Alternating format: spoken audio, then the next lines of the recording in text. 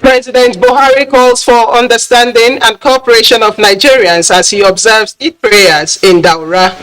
Sultan of Sokoto, in his Salam message, also lends his voice in urging Nigerians to work towards building a better Nigeria. Plus, need for peaceful coexistence among Nigerians highlighted in commemoration of Eid el-Kabir. Hello everyone, this is Panorama reaching you live from the NTA Enugu Network Center. I am Chinenye Nui.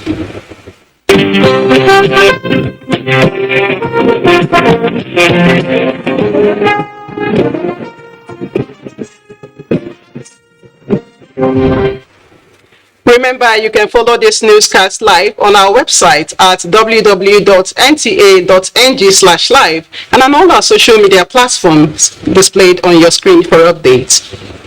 The Muslim faithful across Nigeria this Saturday joined their counterparts the world over to commemorate Eid el-Kabir, as referred to as the Feast of Sacrifice. President Muhammadu Buhari was amongst those that observed the 2 rakat congregational prayers of Thanksgiving at Kofa Arewa Eid Ground, Daura, Katsina State. The president called for understanding and cooperation of Nigerians as efforts are sustained towards achieving a prosperous and sustainable future for the country. State House correspondent Adam Sambu reports.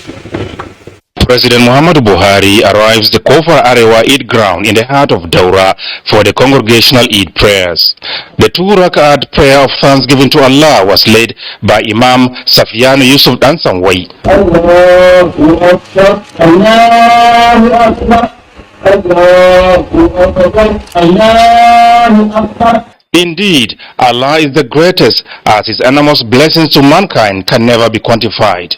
No wonder then, the presiding Imam in a khutbah shortly after admonished the Ummah to remain prayerful, thankful, and indeed much more submissive to the Creator, no matter the circumstances. Their trust in the Almighty, he insists, must never be compromised, while keeping alive the virtues of sacrifice, obedience, justice, tolerance, love for one another, and care for those in need. He also made a strong case for the faithful and indeed Nigerians to be peaceful, purposeful, and supportive of government efforts at effectively addressing their concerns for a prosperous Nigeria.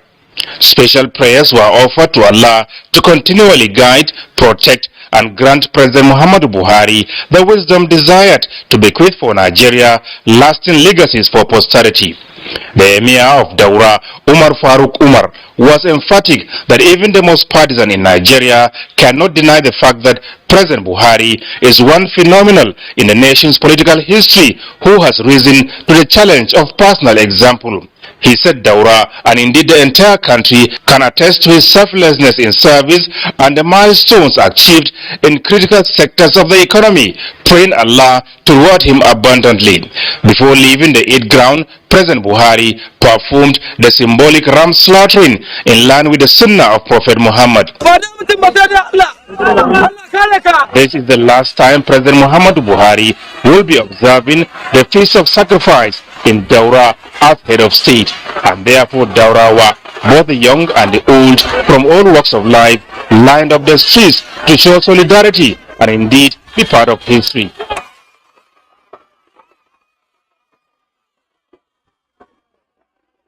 It was a long walk by the president in his characteristic manner of showing appreciation and respect for the deserved.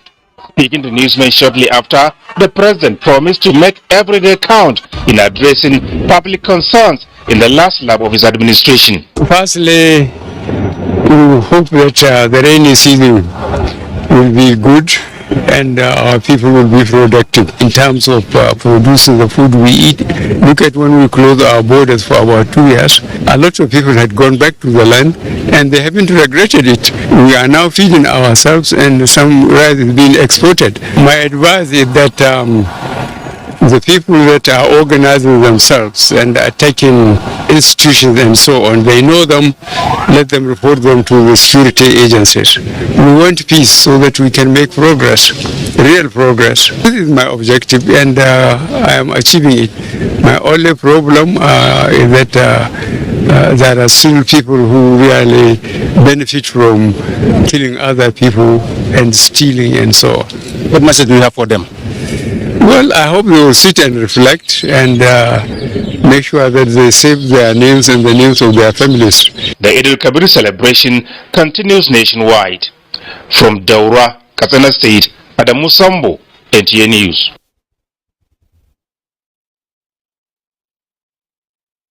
The Sultan of Sokoto, Muhammad Saad Abubakar III, has called on Nigerians to eschew political differences and work towards electing credible leaders that will build a better Nigeria. The monarch made the call in his Eid al-Kabir message to Nigerians. Sheikh Muhammad Dati completes the report. The Sultan emphasized on the need for all Nigerians to consider the nation first before any other thing. He described the month of Zulhijjah as a blessing, urging Muslims to pray fervently for the nation to overcome its challenges. Speaking about the forthcoming 2020 regional election, Sultan Muhammad Saad cautioned politicians to play safe and put aside politics of bitterness, urging youths not to allow themselves to be used as political thugs. He reminded politicians that God gives leadership to who he wants, regardless of his background. The Sultan lauded the effort of the Sokoto State government for helping the needy, orphans, and the less privileged persons with sacrificial animals. He called on the authorities concerned to do the needful with a view to bringing an end to the security challenges in the nation. The Sultan prayed Allah to accept the acts of worship by all freedoms and for a bumper harvest this cropping year. In Sokoto, Sheikh Muhammad Dati, NTA News. Enugu State Governor Ifeanyi Ugwuanyi has congratulated the Muslim faithful on the occasion of Eid al-Kabir celebration, wishing all Nigerians love, joy, peace, and prosperity. Governor Ugwuanyi prayed for God's boundless grace and favor upon all Nigerians, stating that the solemn festival of Eid al-Kabir is anchored on love and sacrifice that comes with peace, unity, and fulfillment, which the country needs to forge ahead. The governor prayed for God's protection, unceasing goodness, and mercy upon Nigerians in their individual and collective endeavors. He therefore wished the Muslim faithful, and indeed all Nigerians, a pleasant and safe Eid al-Kabir celebration, urging them to rededicate themselves to God and continue to pray fervently for the peace, unity, security, and progress of the nation.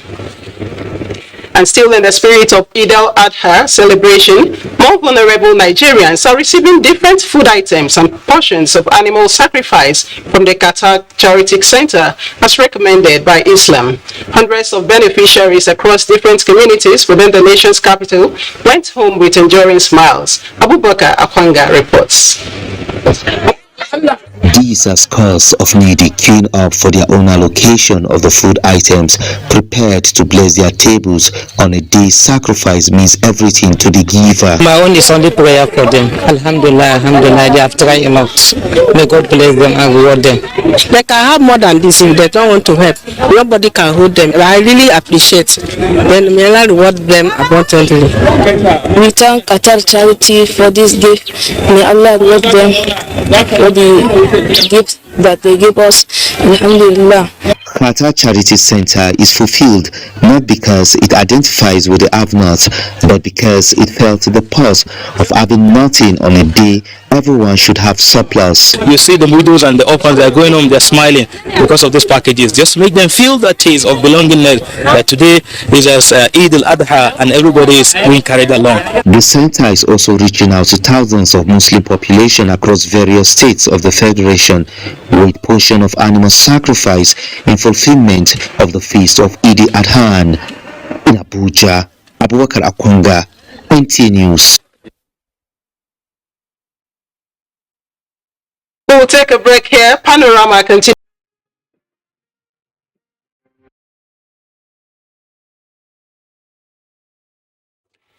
Welcome back. Peace is a fundamental component for the growth and survival of any democratic society. In spite of the interlapping functions and diverse religious and multicultural nature of Nigeria, somewhere lies the inalienable need for peaceful coexistence in Nigeria. Mina Adobe Ukobase reports.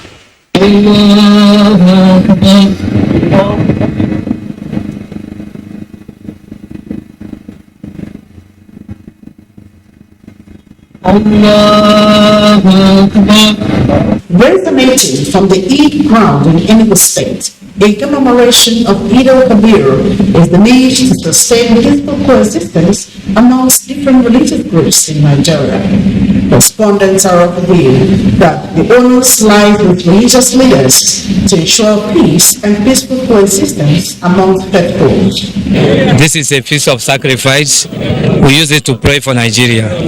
You know, in Nigeria now, there is a lot of crisis. The religious groups, especially the leaders, the imams, the priests, the bishops, what have you, they should be able to tell their words, their followers, their congregation, the truth.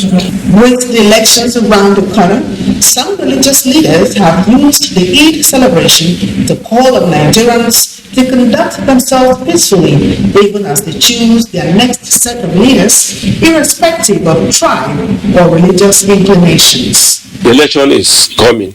We want the youth, the old, the women, the children, everybody to maintain peace so that we can elect a good government. Peaceful coexistence as an essential ingredient that drives sustainable development, respondents say, must be guarded jealously, and it is a task which must be accomplished. We need to be prayerful because of the security and the way the country is going. We need God intervention. I'm a Muslim today, so we do everything together. As I'm talking to you now, I have pagan in my house, I have Christian in my house, waiting to me to come and celebrate with them. It is a general view of respondents that religious leaders and institutions must mediate and serve as communication links and promote peaceful coexistence amongst religious groups in the country.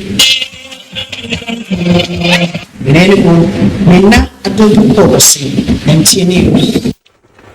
And that report forms our background for discussion today on Panorama. And with me in the studio to expand the discourse is Alhaji Bala Ado. He is the Special Assistant to the Enugu State Governor on Northern Relations and member of the Enugu State Security and Peace Committee. Sir, you're welcome to Panorama. Thank you for having me. Okay. Sir, peace, no doubt, is the fundamental component of growth and development of any society. What do you think would happen when Nigerians coexist and live peacefully? Fellow Nigerians, Assalamu alaikum. I use this season of Eid Abuja to congratulate the Muslim faithful in Nigeria and of course our Christian brothers for this occasion that God has granted us the spirit and the life to witness. Peace is a fundamental component of every society. Without peace, I that is seated here in this studio, I cannot be here. It's peace that brought about this discussion. So peace is fundamental in every society, whether it is a religious society, whether it is a community, whether it's whatever you want to call it. Peace is very, very fundamental. That is why in everything one will do as a whether you are a religious leader, whether you are a political leader, whether you are whatever you want to call yourself, if peace is not fundamental in what you are doing, then there is nothing that will grow, there is nothing that will go on, there is nothing that will develop, there is nothing that will flow. So peace is very, very fundamental. Okay, thanks. Okay, sir. During such occasions as Eid al-Kabir, Nigerians are often reminded to demonstrate love to their neighbors, right? Yes, because that's the period, is a religious period that the Muslim faithfuls come together and celebrate. There are some in the society that may not have the ram to slaughter to give their family. There are some that will not even have the rice or the gari or whatever to cook and give to the family. This is a kind of a reflection. It is a time that Islam find it very, very important to remind the Muslim faithfuls of those that are in need. So while sacrificing, while making that slaughter of a ram, or while feeding your own family, while giving them what they will eat, remember that your next neighbor has nothing to give to his family. So it is a time that you now reflect and see that there is need for you to share in whatever thing you have for a peaceful coexistence. Because if I have a ram today and I slaughter and my neighbor is not having the means, the means to buy a ram or to buy food to feed his family, and I'm eating, my children are eating, it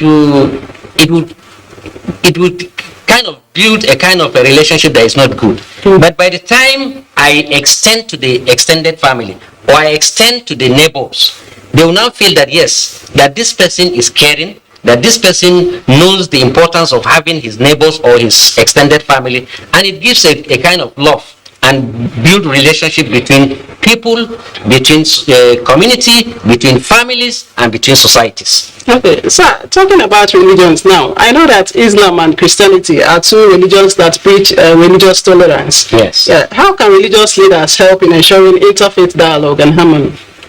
Well, the fundamental basis for any religious organization is to promote peace, because God is peace. That's why we have Christianity, we have Islam, we have Judaism.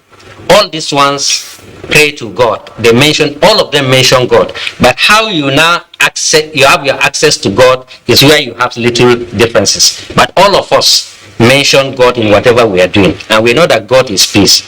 If as a religious leader, I cannot stand before my congregation and teach them tolerance and teach them peace and teach them love, then I don't think I'm worthy to be a priest, or I'm not worthy, I don't think I'm worthy to be an imam or whatever. So the religious leaders have the honest responsibility to preach peace among their followers, because in Nigeria we are very, very religious people. We respect religion. We worship God very well. So if the imams and the priests are not preaching peace on how to love each other, then I don't think we will have a society to live in. So it is very, very important that our religious leaders, I mean the imams, the priests, whatever you call yourself, peace is fundamental in your teachings of your followers. Okay, so in many parts and states of the country, like in Enugu State, there is a close interaction between Muslims and Christians. You see them intermarry and everything. How can this be promoted? Well, I thank God that I happen to be in Enugu State, because as a northerner and somebody that is living in Enugu State for over 20-something years now, I think I'm in a better position to tell people how to live, to coexist peacefully. Because in Enugu State, we have had a synergy between all the religious bodies, all the tribal bodies. We've had synergy, and this has promoted peace in Enugu State, because Enugu happens to be one of the most peaceful states you can, as today, as Nigeria is today. Enugu State is the most peaceful, because when you hear of all these killings, all of whatever, yes, I don't say it doesn't. We have one or two instances like that in Enugu State, but as being frequently reported in other states, you can see that Enugu is the most peaceful. And I think this goes to show the kind of leadership we have in the states. Both the political leadership, the religious leadership, and the societal leadership. It has, they've seen that peace is the most fundamental thing that will put people together. That's why we have this in Enugu. And I want to use this opportunity to call on other states of the Federation. At in Enugu State, we have what we call Enugu State Security and Peace Committee. And through this, you have the religious, Khan is being represented, the northern communities are being represented, the Butchers Association, the cattle rearers, whatever, all the sectors of the society are being represented in that committee. And we sit to discuss peace in Enugu State, security issues in Enugu State every month. and that has fostered a good relationship in Enugu State. So if other states can borrow this leaf from Enugu State, I think it will go a long way in minimizing, at least to a larger extent, these issues of kidnappings, banditry, what have you. Thank you so much, sir. So we'll leave it here for now. Thank you so much for sharing your thoughts with us on Panorama. I'll be speaking with Alhaji Bala Ado. He's the Special Assistant to the Enugu State Governor on Northern Relations. And moving on, the Federal Commissioner representing Enugu State at the National Population Commission, AGKSA, has applauded some stakeholders from the Enugu East Senatorial Zone on their readiness and preparedness to receive the enumerators for the trial census in their area. He was speaking at the advocacy and sensitization meeting with the people from that axis. Okechukwu Agubama reports. Some stakeholders that come from the three local government within the Enugu East Senatorial District, the Federal Commissioner have on the need for adequate provision of security agencies that will guide and protect the enumerators sent to their areas for the trial census. He commended the leaders for their continued support and readiness to receive the enumerators. We're looking forward that we're going to have an accurate data for the nation to work with, because it's been difficult, very, very difficult for the past 60 years. You can't have any reliable data to work on. And you know, in planning, if you don't have verifiable data or accurate data, it's like somebody's grouping in darkness. The Federal Commissioner added that the federal government has equipped the coordinators and enumerators with the new technological innovations for the trial census.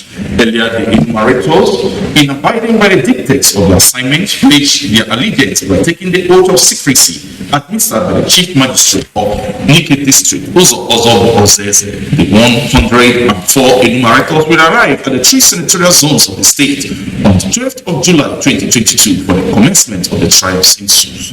In Enugu, Okechukwu Agubama, NTA News. National Youth Service Corps members in Enugu State have been advised to embrace the skill acquisition and entrepreneurship development program of the scheme so as to make themselves job creators on completion of their service year. Chairman, NYSC National Governing Board, gave the advice during a visit to the NYSC orientation camp in Yongu, Enugu State. Chidi Okorafo reports. National Governing Board of the NYS, while interacting with corps members currently in camp, noted that the skills acquisition and entrepreneurship development program SAID will make them to be self-reliant and champions of industries. Ambassador Fatima Bala Abubakar commended the corps members for keying into the skill acquisition program of the scheme and urged them to be security conscious.